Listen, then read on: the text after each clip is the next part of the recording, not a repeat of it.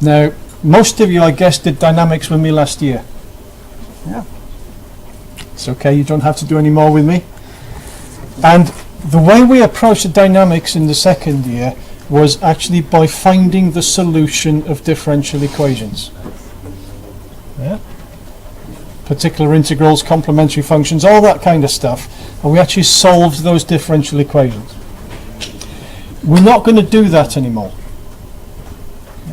What we're going to do with this is we're going to take these differential equations, once we've learned how to produce them, once we've learned how to make models of systems, we're going to take those differential equations and we're going to transform them into the Laplace domain.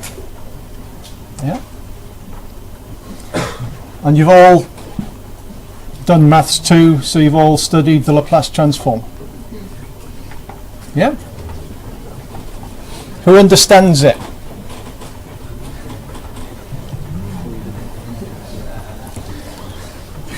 Let me reassure you, for the purposes of this module, you don't need to understand it. You just need to be happy to use it.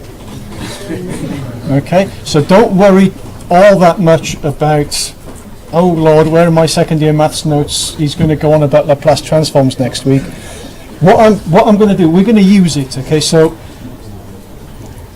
it's always interesting to know why things work, but for the purpose of this module, I'm just going to use it. And if you're happy to use a transform table, that's all we need. We'll get onto that next time.